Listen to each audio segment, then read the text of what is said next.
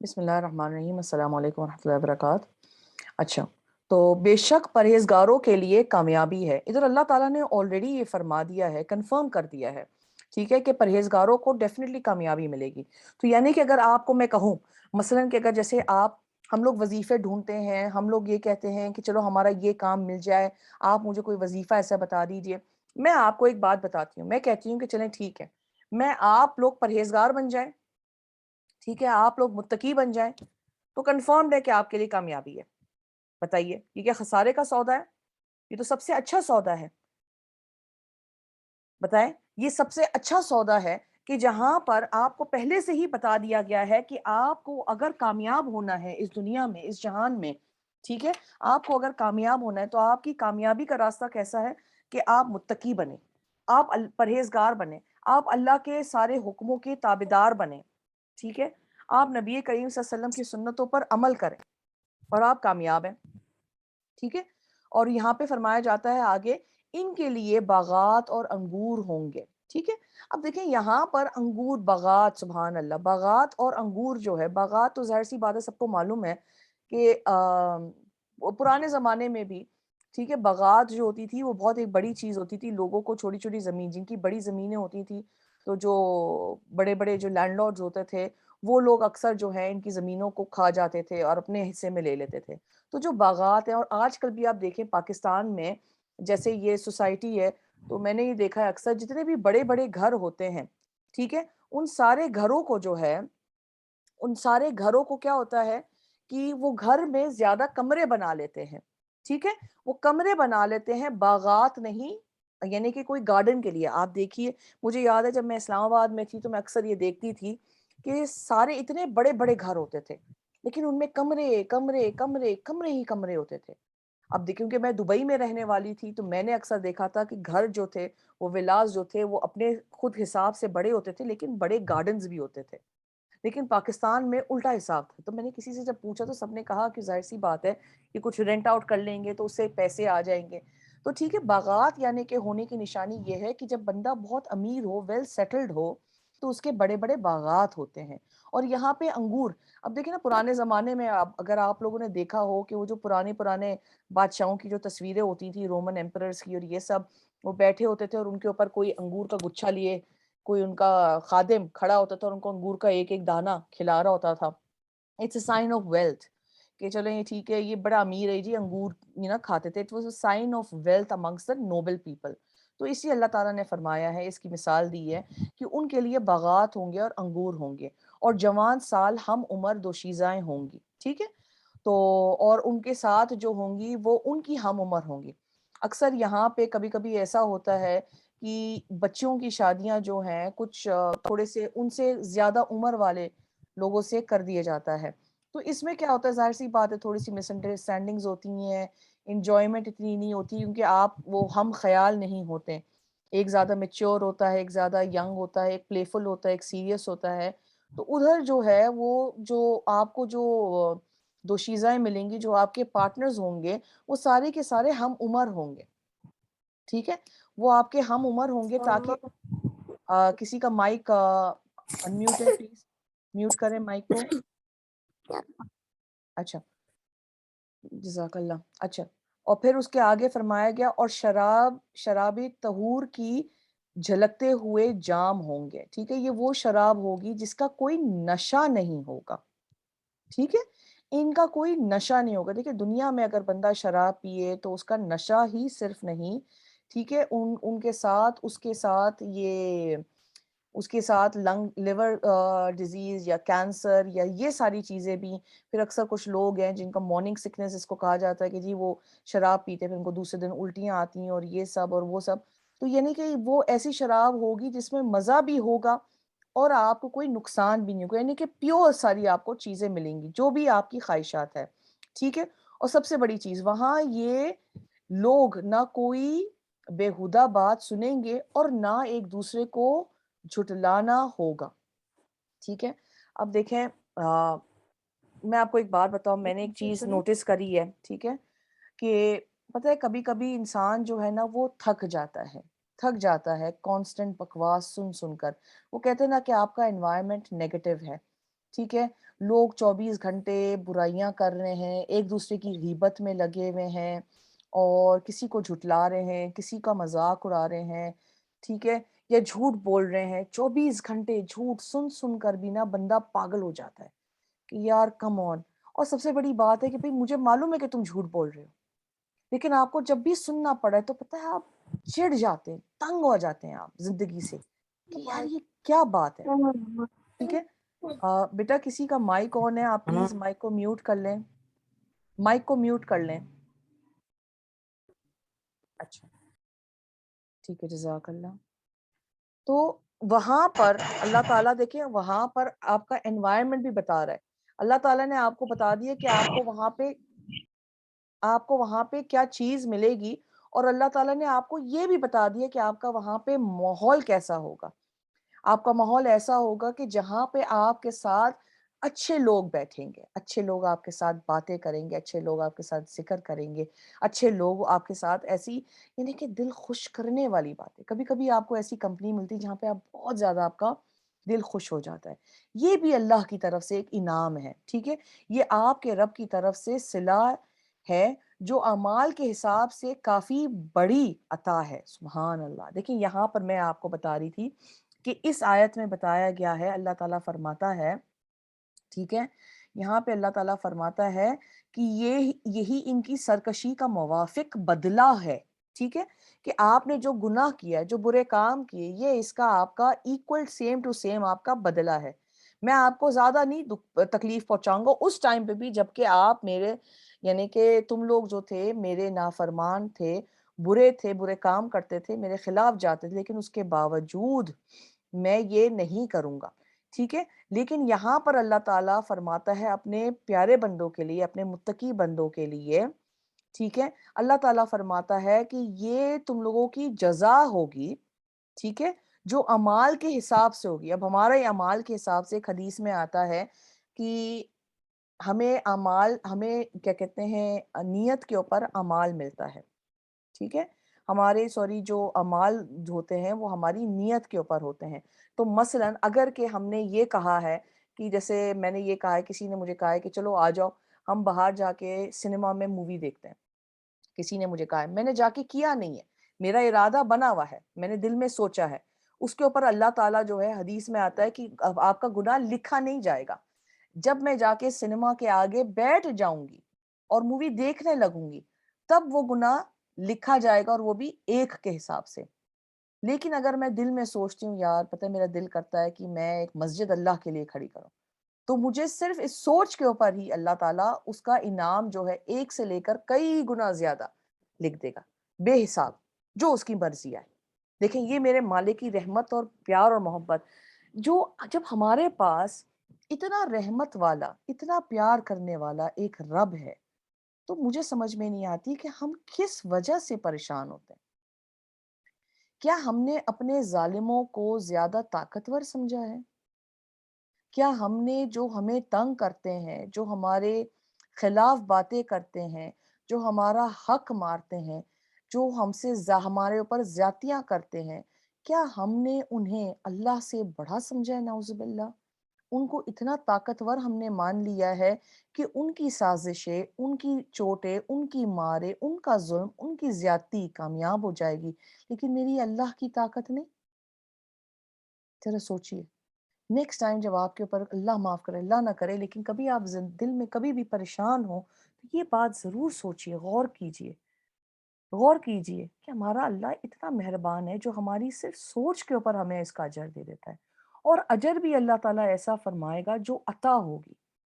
عطا کا مطلب ہے کافی بڑی عطا ہوگی، کہ اتنا ہمیں ملے گا۔ ایک حدیث میں آتا ہے کہ ہمیں اتنا ملے گا جنت میں، اتنا ملے گا کہ ہمارے پیٹ کیا، ہمارا سارا حصہ جو ہے سب کچھ بھر جائے گا، ہماری سوچ سے بھی بڑھ کر، یعنی کہ ہم کہیں گے الحمدللہ، اللہ الحمدللہ۔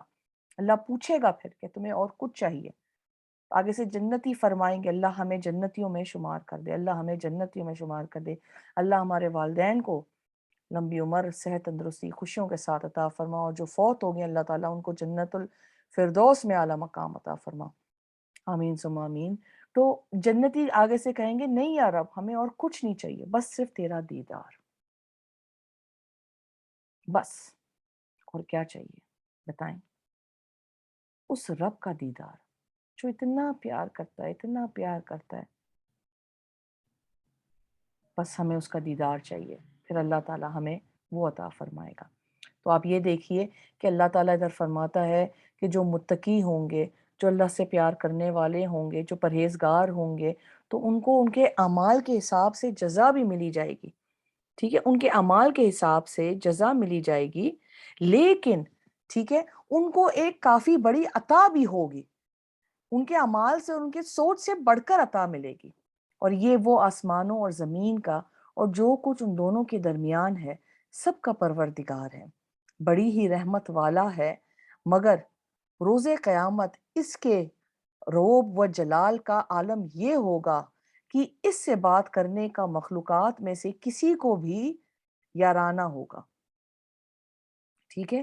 اللہ تعالیٰ اپنی شان بیان فرماتا ہے، اللہ تعالیٰ فرماتا ہے کہ میں وہ ہوں، میں آسمان اور زمین اور جو کچھ اس کے درمیان ہے ان سب کا میں پروردگار ہوں، مالک ہوں، لیکن بڑی رحمت والا ہوں، ٹھیک ہے۔ لیکن میں جتنا ہی رحمت والا ہوں، روز قیامت، روز قیامت ایسا، دیکھیں اس کے بارے میں قرآن میں بھی آتا ہے کہ قیامت کے دن ایسی افراتفری ہوگی کہ ماں اپنے بچے کو نہیں پہچانے گی، بھائی اپنے بھائی کو نہیں پہچانے گا۔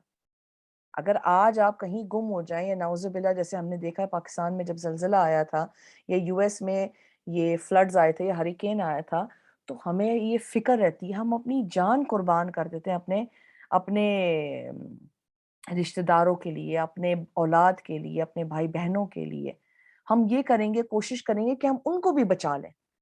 دنیا میں یہ عالم ہے، اگر جیسے مثلاً کوئی گھر میں چوری ہو جائے تو ماں جو ہے بچے کو بچائے گی، اپنی جان قربان کر دے گی، لیکن قیامت کے دن ایسا خوف ہوگا، ایسا جلال ہوگا، ایسا روب ہوگا کہ انسان کے ہوش و آواز سب ختم ہو جائے گی، اس کو کوئی ہوش نہیں ہوگا، وہ صرف اپنی افراتفری میں ہوگا کہ میں بچ جاؤں، باقی سارے جائیں، نہ اپنی اولاد کو ماں پہچانے گی، نہ بھائی کو پہچانے گی، نہ کسی کو پہچانے گی، بس میں اور صرف میں، اور کسی کی ہمت نہیں ہوگی کہ کوئی اللہ کے آگے کچھ بول سکے۔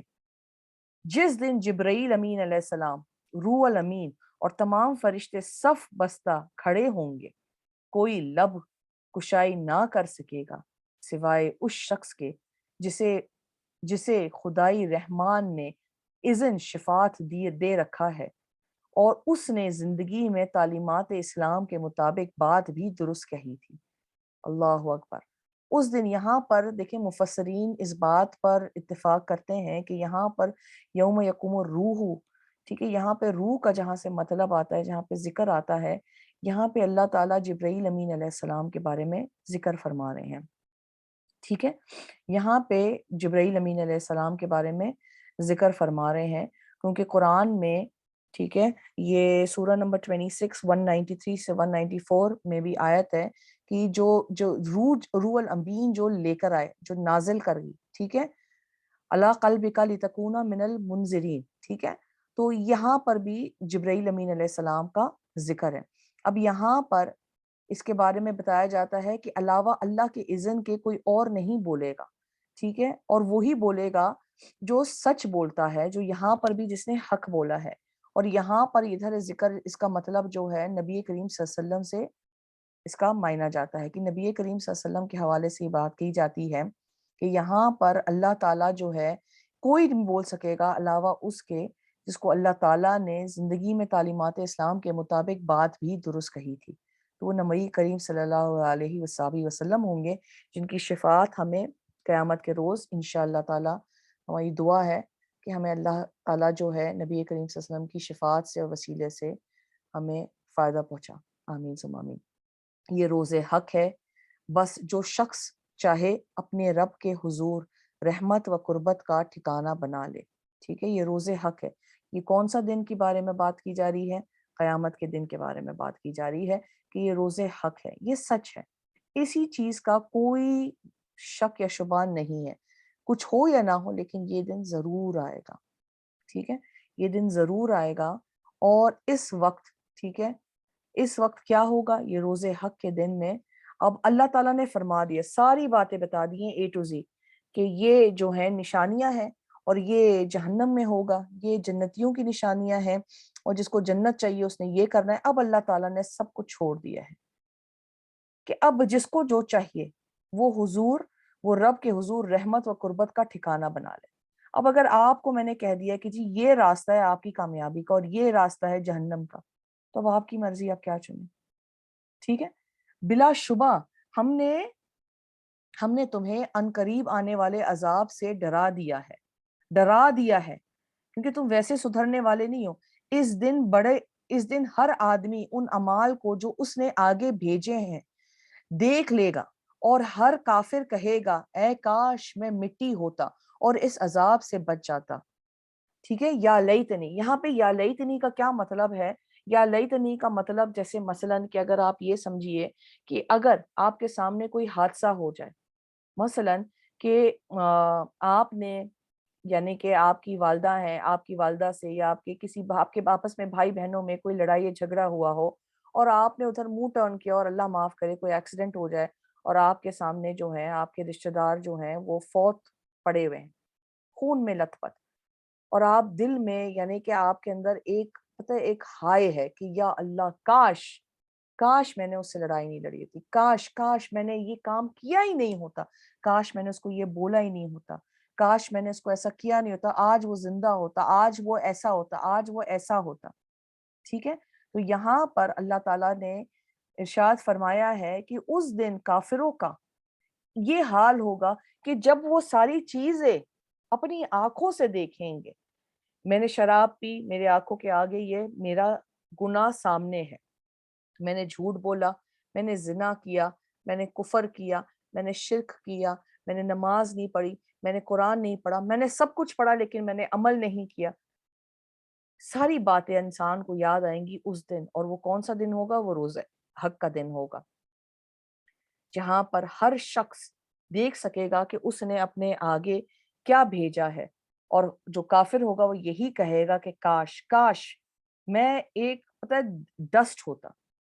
اور اس کے اوپر ایک حدیث آتی ہے کہ ایک حدیث میں آپ صلی اللہ علیہ وسلم نے فرمایا ہے کہ اس دن جانور کے بیچ میں بھی اللہ تعالیٰ حساب فرمائے گا۔ مثلاً کہ اگر ایک یہ سینگ والی بکری ہے، اگر ایک سینگ والی بکری نے کسی بغیر سینگ والی بکری کو مارا ہے، تو اس دن اللہ تعالیٰ اس کی سینگ اس کو دے دے گا، وہ فرمائے گا کہ اس کو تو مار، وہ ماریں گے، ٹھیک ہے؟ اس کا حساب ختم ہو گیا، اور پھر وہ تراب، ڈسٹ بن جائیں گے، مٹی میں مل جائیں گے۔ تو جب یہ کافر، جب یہ منافق، جب یہ کیا کہتے ہیں جہنمی اس چیز کو دیکھیں گے تو وہ دل میں یہ خواہشات کریں گے کاش ہمیں اس کی سزا ملے اور ہم بھی بس ختم کر کے ہمارا یہیں پر حساب کتاب ختم ہو جائے، اس کے آگے ہم نہیں جائیں گے کہ اب ہمیں ڈر ہے، خوف ہے، ٹھیک ہے؟ تو یہاں پر الحمدللہ ترجمہ اور چھوٹی سی تفسیر سورہ نبا کی ہم نے مکمل کری، اللہ نے ہمیں توفیق دی، اللہ کا کروڑوں احسان ہے، اور آگے ہم انشاءاللہ تعالیٰ جلدی سے بڑھتے ہیں سورہ نازیات کی طرف۔ میں جتنا زیادہ ہو سکے تو میں انشاءاللہ تعالیٰ کرنا چاہتی ہوں، تو سورہ نبا کے بعد سورہ نازیات ہم انشاءاللہ تعالیٰ شروع کرتے ہیں۔ بسم اللہ الرحمن الرحیم۔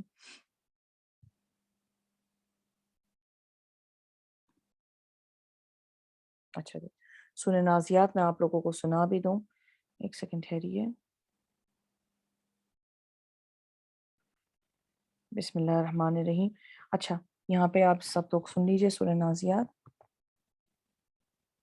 بسم اللہ الرحمن الرحیم،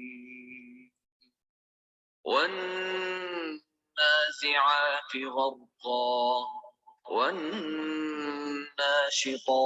نشطا والسابحات سبحا السابقات سبقا المدبرات أمرا يوم ترجف الراجفة تتبعها الرادفة قلوب يومئذ واجفة أبصارها خاشعة يقولون أئنا لمرضون مردودون في الحافرة أإذا كنا عظاما نخرة قالوا تلك إذا كرة خاسرة فإنما هي زجرة واحدة فإذا هم بالساهرة.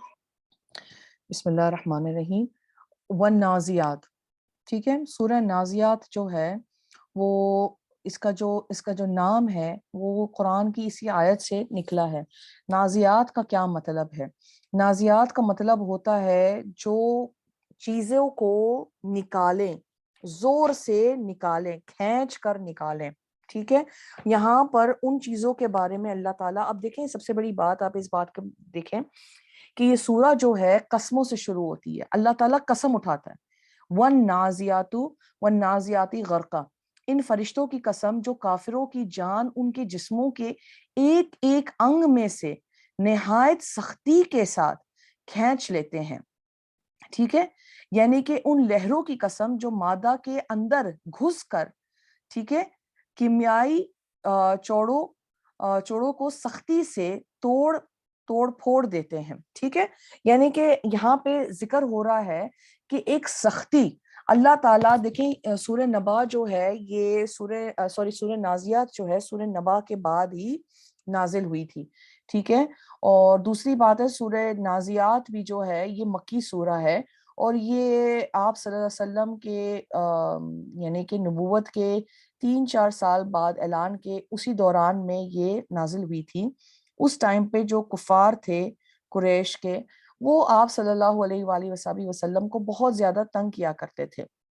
بار بار ذکر آخرت کا، بار بار ذکر کہ کیسے ہم مریں گے، کیسے ہم پھر اٹھائے جائیں گے، اور اس بات کا وہ مذاق اڑاتے تھے نعوذ باللہ. اور نبی کریم صلی اللہ علیہ وسلم کا دل دکھتا تھا اس بات پہ.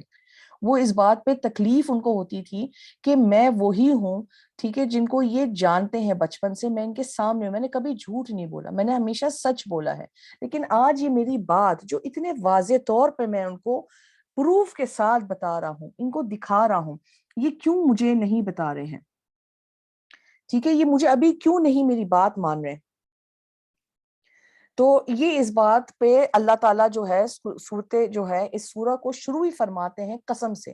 اور وہ ان فرشتوں کی قسم کھاتے ہیں اللہ تعالیٰ جو کافروں کی جان. دیکھیں ایک چیز ہوتی ہے نا کہ اللہ تعالیٰ نے یہاں پر سختی استعمال کری ہے کہ النازیات جو ہے وہ نزا سے نکلا ہے. نزا کا مطلب ہے کہ بہت زور سے کسی چیز کو کھینچنا، اور غرقہ کا مطلب ہوتا ہے اندر گھس کر. اللہ توبہ، اللہ توبہ. یعنی کہ آپ صرف یہ دو آیتیں، یہ دو ورڈز ہی دیکھیے، آپ یہ جملہ دیکھیے، ایک نازیات، ٹھیک ہے، اس کا مطلب ہے زور سے کھینچنا، اور غرقہ یعنی کہ دیکھیں آپ کسی کو جب آپ بولتے ہیں نا کہ میں تمہارے گھر کے اندر گھس کر، ٹھیک ہے، گھر کے اندر تو بول دیا ہم نے، اب ہم آگے سے بول رہے ہیں ہمارے اندر گھر کے اندر گھس کر تمہیں دکھائیں گے. ہم اپنی زور اور طاقت بیان کریں اور اس کے دل میں وہ خوف پیدا کر رہے ہیں کہ ہم یہ کریں گے کہ ہم تمہارے گھر کے اندر جا کر گھس کے پھر تمہیں دکھائیں گے. تو ویسے اللہ تعالیٰ ادھر قسم اٹھاتے ہیں ان فرشتوں کے بارے میں. ٹھیک ہے. اب یہاں پر انہی فرشتوں کے بارے میں ہے. اب کچھ دیکھیں مفسرین کہتے ہیں کہ ادھر اللہ تعالیٰ قسم اٹھاتے ہیں ان فرشتوں کے بارے میں جو کافروں کی روحوں کو کھینچ کر نکالتے ہیں. اب کھینچ کے نکالنے کا دوسرا مطلب یہ بھی ہے کہ ایک تو وہ سختی سے نکالتے ہیں، دوسرا جیسے میں نے آپ کو سورہ نبا میں سمجھایا تھا کہ جو کافر ہیں، جو منافق ہیں، جو گنہگار ہیں، جو جہنمی ہیں، وہ اتنے زیادہ دنیا میں مشغول ہیں کہ ان کا دھیان اس چیز کی طرف ہی نہیں ہے. وہ دنیا میں رہنا چاہتے ہیں. They're dying to stay in the world. تو اس لیے ان کو نا کھینچ کر نکالنا پڑتا ہے کہ hello like this is reality, that is not reality. دوسری جو مفسرین کہتے ہیں کہ اس کے اندر اللہ تعالیٰ، اللہ رب العزت جو ہے ان ستاروں کی، ان تاروں کی جو ہے وہ قسم فرما رہا ہے جو اس زمانے کے جو بدو تھے وہ دیکھتے تھے، جیسے کومیٹس جس کو ہم کہتے ہیں شوٹنگ سٹار. ٹھیک ہے. اور کچھ مفسرین کہتے ہیں کہ ان ہواؤں کے بارے میں ذکر ہے. ٹھیک ہے. لیکن یہاں پر زیادہ تر جو مفسرین کا قول ہے وہ اسی بات پر ہے کہ یہ فرشتوں کے بارے میں اللہ تعالیٰ نے جو ہے وہ فرمایا ہے۔ دوسری بات ہے کہ دیکھیں اگر آپ کو معلوم ہے کہ جب روح کھینچی جاتی ہے تو روح جو ہے فرشتہ موت کا فرشتہ ناک سے روح کو نکالتا ہے، اور روح کو وہ یعنی کہ پاؤں کے جو آپ کے ٹوز ہوتے ہیں نا وہاں سے کھینچتے ہوئے پورے جسم سے وہ پھر ناک میں سے روح کو نکالتا ہے۔ ٹھیک ہے، اللہ توبہ استغفر اللہ استغفر اللہ۔ ٹھیک ہے، تو یہاں پر اللہ تعالیٰ فرماتا ہے کہ ان کو ایسے کھینچ کے زور سے نکالے گا اور اندر گھس کے، باہر سے بھی نہیں، گھس کے اندر نکالے گا۔ ٹھیک ہے، اور ان فرشتوں کی اللہ میں قسم کھاتے ہیں جو مومنوں کی جان کے بند نہایت نرمی سے کھول دیتے ہیں۔ ٹھیک ہے، سبحان اللہ۔ اللہ تعالیٰ دونوں کی قسم کھاتے ہیں، ظاہر سی بات ہے، دیکھیں اللہ تعالیٰ تو رب ہے، اللہ تعالیٰ سب کا ہی رب ہے۔ اگر کافر اس بات کا انکار کرتے ہیں لیکن اللہ تو رب ہے ہی نا، تو اللہ تعالیٰ نے دونوں بات بیان کر دی ہیں۔ تو تم یہ نہ سمجھو کہ میں تمہارا رب نہیں ہوں، میں تمہارا ہی رب ہوں، اور تمہاری جان جب نکلے گی تمہاری جان نکل کر میرے پاس ہی آئے گی، اور جس تکلیف اور اذیت سے تم گزرو گے کیونکہ تم میری نافرمانی کرتے ہو وہ بھی میں نے تمہیں بتا دیا۔ اور ویسے ہی اللہ تعالیٰ نے اپنے پیاروں کو، مومنوں کو، اللہ سے پیار کرنے والوں کے بارے میں بھی اللہ تعالیٰ نے فرما دیا ہے۔ نشت یہاں پہ اس کا مطلب ہوتا ہے یہاں پہ عربی زبان میں کہ گانٹھ جو ہے بہت آسانی سے، دیکھیں اس زمانے میں جو عربی ہوتے تھے، جو بدوین ہوتے تھے، وہ اپنی اونٹ کو نا ایک گاٹھ سے نا ایسے باندھتے تھے کہ بس ایک ڈور کھینچتے تھے تو جو گاٹھ ہوتی تھی نا وہ فوراً جلدی سے کھل جاتی تھی۔ بالکل آرام کا پروسیس ہوتا تھا، جیسے آپ جگ میں سے پانی نکالیں کتنے آرام سے پانی نکلتا ہے۔ ٹھیک ہے، تو ادھر اس کا مطلب یہی ہے کہ اتنے آرام سے کہ بس ایک گاٹھ کھلے گی تو روح جو ہے وہ باہر نکل جائے گی۔ ٹھیک ہے، یہاں پہ پھر اللہ تعالیٰ فرماتا ہے اور ان فرشتوں کی میں قسم کھاتا ہوں کہ قسم جو زمین و آسمان کے درمیان تیزی سے تیرتے پھرتے ہیں۔ ٹھیک ہے، یا یہاں پہ جو ہے سبھا کا جو مطلب ہے، سب کا مطلب ہے، سب کا مطلب ہے کہ تیزی سے سوئم کرنا یا جلدی سے اتنی تیزی سے جانا کہ ایسا یعنی کہ جیسے سوئمنگ، جیسے آپ ہوا میں تیر رہے ہوں۔ ٹھیک ہے، بالکل یعنی کہ بنا کوئی مشکلات کے اتنی جلدی جلدی، یعنی کہ یہاں پر اللہ رب العزت نے فرشتوں کی تیزی کے بارے میں بھی بتا کر ایک خوف پیدا کیا ہے کہ تمہیں پتہ بھی نہیں ہوگا کہ کب تمہارے اندر سے یہ فرشتے یہ کھینچ لیں گے۔ اور یہ فرشتے کیا ہیں، ان کی طاقت کیا ہے کہ اتنے تیزی سے چلتے ہیں کہ ایسا لگتا ہے کہ یہ باقاعدہ ہوا میں تیر رہے ہیں۔ ٹھیک ہے، اب آگے چلیں آیت نمبر 4 پہ، پھر ان فرشتوں کی قسم، انشاءاللہ تعالی ہم لوگ ابھی بس جلد ختم کرتے ہیں۔ میں چاہ رہی ہوں کہ کچھ ہم آیتیں اس کی پوری کر لیں اور پھر انشاءاللہ تعالی تاکہ ہم سورہ عبسہ کی ہم انشاءاللہ اگلے کلاس میں اس کا ہم شروع کر دینا۔ ٹھیک ہے، تو پھر ان فرشتوں کی قسم جو لپک کر دوسروں سے، ٹھیک ہے، آگے بڑھتے ہیں، آگے بڑھ جاتے ہیں۔ ٹھیک ہے، اب یہاں پہ اللہ تعالیٰ فرماتا ہے کہ ان کے بارے میں فرشتے آپس میں ریس کر رہے ہیں۔ ٹھیک ہے، یہاں پہ سبق کا مطلب ہے کہ ایک ریس، جب ایک چیز کسی اور چیز سے آگے ہو جاتی ہے۔ یہاں پہ جب فا آ گیا ہے اس کا مطلب ہے کہ یہ پرانی والی جو پچھلی جو آیت ہے، یعنی کہ یہ والی وَالسَّابِحَاتِ سَبْحًا، اس سے کنیکٹڈ ہے۔ ٹھیک ہے، یعنی کہ یہ دونوں آیتیں ایک دوسرے سے یعنی کہ جدا بھی ہیں، ٹھیک ہے، معنی میں، لیکن یہ ان دونوں آیتیں جو ہیں، آیت نمبر 3 اور آیت نمبر 4 جو ہے، یہ فا سے کنیکٹڈ بھی ہیں۔ تو یہاں پہ مطلب اس کا آتا ہے، فا کا مطلب یہ آتا ہے، فا سے مطلب یہ ہوتا ہے کہ فوراً، یعنی کہ اللہ تعالیٰ فرماتا ہے کہ میرے جو فرشتے ہیں وہ تیزی سے تیرتے بھی ہیں۔ اب یعنی کہ اللہ تعالیٰ نے ان کی تیزی بیان کر دی ہے کہ وہ تیزی سے تیرتے ہیں۔ اب یہ دیکھیے کہ ان کی تیزی بھی ایسی ہے کہ وہ جتنے ایک تیز ہوتا ہے دوسرا اس سے بھی زیادہ تیز جانے کی کوشش کرتا ہے۔ ادھر دو چیزیں اللہ تعالیٰ بیان فرما رہا ہے، ایک تو فرشتوں کی طاقت اور اللہ کی شان مبارک، دوسرا کہ یہ دیکھیں کہ فرشتے اللہ کے حکم کی تابعداری میں کتنی تیزی اور کتنی پھرتی دکھا رہے ہیں، جبکہ ہم جو اپنے آپ کو اشرف المخلوقات کہتے ہیں، ہم 5 وقت کی نماز بھی رو رو کے مر مر کے پڑھتے۔ ٹھیک ہے، کبھی مجھے یاد ہے کہ میں نے ایک عورت سے ایسی بات کر رہی تھی، میں نے اس سے پوچھا، میں نے کہا اچھا جی ماشاءاللہ، میں نے کہا تو 5 وقت کی نماز وقت پہ ہو جاتی ہے؟ کہتے جی بس ہم کوشش کرتے ہیں، کبھی 3 پڑھ لیتے ہیں، کبھی 4 پڑھ لیتے ہیں۔ میں اس کی شکل دیکھتی رہی، میں نے کہا اچھا، میں نے کہا کہاں لکھا ہے کہ 3 یا 4 کی اجازت ہے؟ کہتے ہیں کہ نہیں بس ہم کوشش کر رہے ہیں۔ میں نے کہا تو کوشش میں اس میں بات ہی نہیں ہے، اللہ تعالیٰ نے حکم دیا ہے 5 وقت کی نماز، لیکن اس کے باوجود بھی یہ 5 وقت کی نماز بھی ہم پوری نہیں کر پاتے۔ فرض پڑھتے ہیں، سنت چھوڑ دیتے ہیں، سنت پڑھتے ہیں، نفل چھوڑ دیتے ہیں، سنت موقدہ پڑھتے ہیں، غیر موقدہ چھوڑ دیتے ہیں، بیٹھ کر پڑھتے ہیں، آرام سے پڑھتے ہیں، ٹھیک ہے. تو یہاں پہ اللہ رب العزت جو ہے وہ فرما رہا ہے کہ میرے جو فرشتے ہیں وہ ایک تو اتنی تیزی سے جاتے ہیں کہ ایسا لگتا ہے کہ وہ تیر ہیں، دوسرا ایک دوسرے کے ساتھ وہ باقاعدہ ریس کرتے ہیں. ٹھیک ہے، جلدی سے آیت نمبر 5 پہ ہم آتے ہیں. پھر ان فرشتوں کی قسم جو مختلف امور کی تدبیر کرتے ہیں. اللہ تعالیٰ ظاہر سی بات ہے کچھ فرشتے ہوتے ہیں جو رزق کے حوالے سے ہوتے ہیں، کچھ موت کے لیے ہوتے ہیں، کچھ زندگی کے لیے ہوتے ہیں، کچھ اولاد کے لیے ہوتے ہیں، کچھ اور مسائل کے لیے ہوتے ہیں. تو وہ ساری کے سارے فرشتوں کی اللہ تعالیٰ قسم فرما رہے ہیں. جب انہیں اس نظام میں کائنات کے درہم برہم کر دینے کا حکم ہوگا تو اس دن کائنات کی ہر متحرک چیز شدید حرکت میں آ جائے گی. ٹھیک ہے، اللہ تعالیٰ نے فرشتوں کی شان بیان کر دی، فرشتوں کی طاقت بیان کر دی، اور پھر اللہ تعالیٰ فرماتا ہے کہ جب ان کو اس دن، کون سے دن؟ قیامت والے روز. ٹھیک ہے، رجف کا یہاں پہ مطلب ہے کوئی چیز جو ہلے.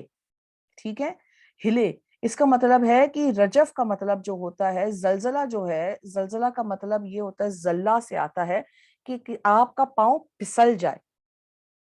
ٹھیک ہے، آپ کا پاؤں جب پھسل جائے، جیسے زلزلہ آتا ہے تو ہمارا پاؤں پھسل جاتا ہے. ٹھیک ہے، رجف یہاں پر اس کا مطلب یہ ہے، یہاں پر راجفہ کا مطلب ہے کہ ہلتا رہے، شیک ہوتا رہے. اور یہ جو ہے اس بات کے اوپر بھی یہ بات کرتی ہے کہ زمین اللہ تعالیٰ نے بنائی اسی وجہ سے، اسی کام کے لیے کہ وہ ہلے گی. اس کا آخر مقصد زمین کا ہلنا ہے. ٹھیک ہے، کانسٹنٹ ہلنا ہے. ایک میرے خیال سے حدیث ہے، مجھے پکا یاد نہیں ہے، لیکن ایک حدیث ہے جہاں پہ اللہ کے محبوب صلی اللہ علیہ وسلم فرماتے ہیں کہ زمین ہلے گی اور اپنے اندر سے سارے چھپے ہوئے راز کو نکال دے گی. تو یہ زمین کا جو at the end of the day کام ہی یہی ہے کہ اس کو ہلنا ہے، اور وہ ایسے ہلے گی، اور یہ فرشتے ہی ان کو ہلائیں گے جن کی یہ طاقت میں نے ابھی بیان کی ہے. ٹھیک ہے، پیچھے آنے والا ایک اور زلزلہ اس کے پیچھے آئے گا. ٹھیک ہے، 2 زلزلے ہوں گے، ایک زلزلہ نہیں ہوگا. الرادفہ، رادف یعنی کا مطلب ہوتا ہے کہ رادف یعنی کہ جو بندہ آپ کے پیچھے بیٹھتا ہے جب آپ اونٹ پہ ہوتے ہیں، یا اونٹ چلا رہے ہوتے ہیں، یا گاڑی چلا رہے ہوتے ہیں، یا گھوڑے پہ ہوتے ہیں، تو جو بندہ آپ کے پیچھے بیٹھتا ہے اس کو رادف کہتے ہیں. تو جہاں پر آپ جائیں گے، ظاہر سی بات ہے اگر آپ آگے بیٹھے ہوئے اونٹ کے، تو پیچھے جو بندہ بیٹھا ہے وہ اب یہ تو نہیں کہے گا نا کہ اونٹ کی ٹانگیں اس سائڈ کرو، اونٹ کا منہ اس سائڈ پہ کرو. وہ ادھر ہی جائے گا جہاں پہ آپ اس کو لے کر جا رہے ہیں. تو یہاں پر رادفہ کا مطلب یہ ہوتا ہے کہ جیسے پہلا آئے گا، ٹھیک ہے، راجفہ، ویسی ہی دوسرا آئے گا رادفہ، وہ اسی طریقے سے ہوگا. ٹھیک ہے، یعنی کہ اب یہاں پر علماء اس بات پہ کیا کہتے ہیں، اگری کرتے ہیں کہ یہاں پر اس کا مطلب یہ ہے کہ پہلا سور اور دوسرا سور، پہلا سور پھونکا جائے گا اور پھر دوسرا سور پھونکا جائے گا. اور انشاءاللہ تعالیٰ اب یہاں پر ہم ختم کرتے ہیں، پھر انشاءاللہ تعالیٰ یہی آیت نمبر 7 سے ہم انشاءاللہ کنٹینیو کریں گے کل، اگر زندگی رہی تو، سورہ نازیات کی. ٹھیک ہے، ورس نمبر 7 سے انشاءاللہ تعالیٰ کنٹینیو کریں گے. تو سب سے پہلے آپ سب کا بہت بہت شکریہ کہ آپ لوگوں نے اپنا وقت نکالا اور قرآن کی کلاس آپ نے اٹینڈ کری. اللہ تعالیٰ ہم سب کو اس کا اجر دونوں جہان میں عطا فرمائے. اللہ تعالیٰ ہمارے سارے گناہوں کو معاف فرمائے. اللہ تعالیٰ ہمیں قرآن پڑھنے کی، سمجھنے کی، سیکھنے کی اور اس پر عمل کرنے کی توفیق عطا فرمائے. اللہ تعالیٰ ہمیں 5 نماز پڑھنے کی صحیح طریقے سے توفیق عطا فرمائے. اللہ تعالیٰ ہمارے سارے ہم سب کو ہر تکلیف سے، آفت سے، فتنے سے، فساد سے، برائی سے، برے لوگوں سے، برے وقت سے، برے حال سے اللہ تعالیٰ محفوظ فرمائے. اللہ تعالیٰ ہماری زندگیوں میں خیر اور عافیت کا معاملہ فرما دے. آمین آمین ثم آمین. وآخر دعوانا الحمد للہ رب العالمین. السلام علیکم ورحمۃ اللہ وبرکاتہ.